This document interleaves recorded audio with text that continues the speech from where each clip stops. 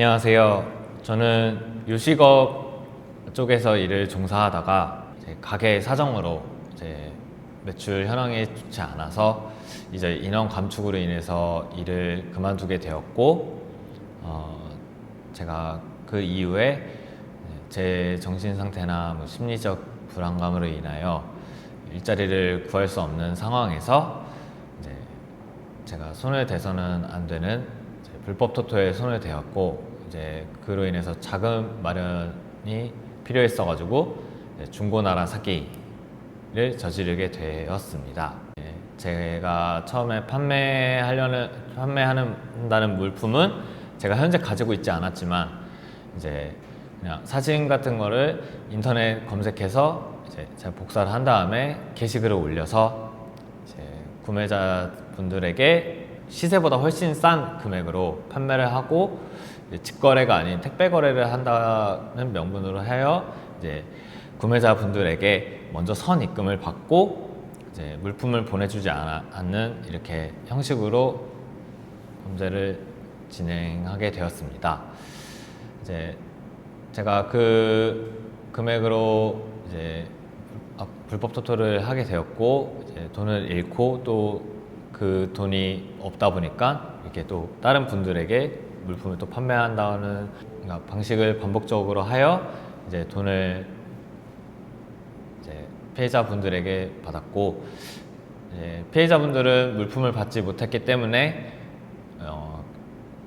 일정 시간이 지난 후에 경찰에 이제 신고를 하게 되었습니다. 경찰에 신고를 하고 바로 연락이 오지 않고 한 달 정도 후에 경찰 쪽에서 이제 먼저 유선으로 전화가 와서 누구누구시 이러한 사건으로 지금 피의자 신분으로 조사를 받아야 되는데 언제 출석할 수 있냐라고 연락을 받고, 이제 경찰과 스케줄 조정을 통하여 일정을 잡은 후에 경찰서에 출석을 하여 이제 조사를 받게 되었습니다. 경찰서에 가서 정식적으로 조사를 받기 전에 수사관님 분들과 이제 이 사건에 관련된 그 개요, 범죄를 저지르게 된 동기, 현재 피해자분들에게 변제를 하였는지, 합의는 봤는지, 만약에 하지 않았다면 앞으로의 계획은 어떻게 되는 것인지, 그리고 현재 하고 있는 일은 어떤 일인지, 반성은 하고 있는지에 대한 내용을 간략하게 서로 대화를 주고받은 후에 정식적인 조사를 시작합니다. 조사를 할 때는 처음에 신분 확인을 위해서 제 이름과 주민번호, 현재 거주지를 이제 얘기를 하고, 그 다음에 제가 범죄를 저지른 시점, 그 다음에 이 사람 피해자분들과 실제로 알고 있는 상황인지 사이인지, 그리고 제가 그 물품을 갖고 있는데 안 보낸 것인지, 아니면 갖고 있지 않은데 보낸 것인지에 대해서 조사를 받습니다. 그 다음에 제가 이 조사에서 가장 중요한 사실은 제가 이 범죄에 대해서 인정을 하고 있는지에 대한 여부가 가장 중요합니다. 만약에 제가 이 범죄를 저지른 거에 대해서 인정을 하지 않고 있다라고 하면은 수사관님들께서도 말씀을 하셨지만 굉장히 저에게 불리한 상황으로 작용할 수 있다라는 이야기를 해주십니다. 그리고 저 같은 경우에는 그 사건에 대해서 인정을 하고 이제 경찰 수사에 임한 것이기에 저는 다 인정하고 있다고 말씀드렸고, 이제 피해자분들에게 아직 변제와 합의를 하지 못한 상황이었기에 합의를 하지 못했다라고 말씀을 드렸고, 그러면 앞으로 상황이 어떻게 되냐라는 질문을 받았을 때 제가 아무래도 이제 그 분들에게 당장의 돈을 변제를 하기 위한 돈을 당장 마련하기 위해서는 월급으로 일하는 것보다는 단기 알바 형식으로 일을 해서 당일 지급이나 뭐 2길 지급 형식으로 돈을 받을 수 있는 곳에서 일을 해서 돈을 벌어야 되는 상황이었어 가지고, 이제 그렇게 일을 해서 한 번씩 돈을 갚고 다 일일이 사죄를 드리겠다라는 말씀을 드렸고, 현재 반성을 많이 하고 있다라는 내용을 끝으로 경찰 조사를 마무리하였습니다. 경찰 조사를 마무리하고 나면 이제 수사관님들께서는 사건을 이제 종합적으로 다 이제 취합해서 검찰 쪽으로 기소를 합니다. 검찰 쪽에 기소를 하면 저한테 개인적으로 검찰 쪽에 약식 기소가 되었습니다 라는 연락이 오게 되고요.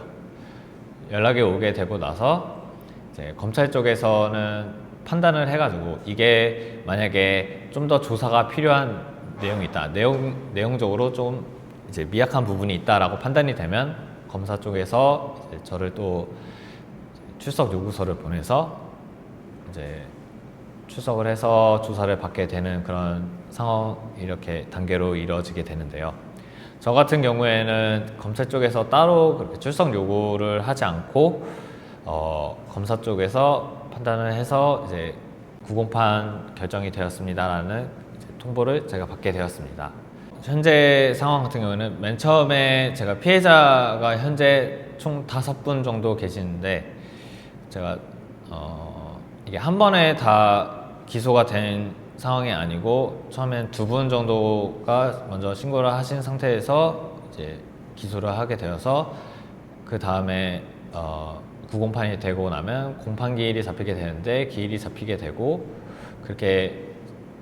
재판이 이제 일정이 잡힌 상황에서 이제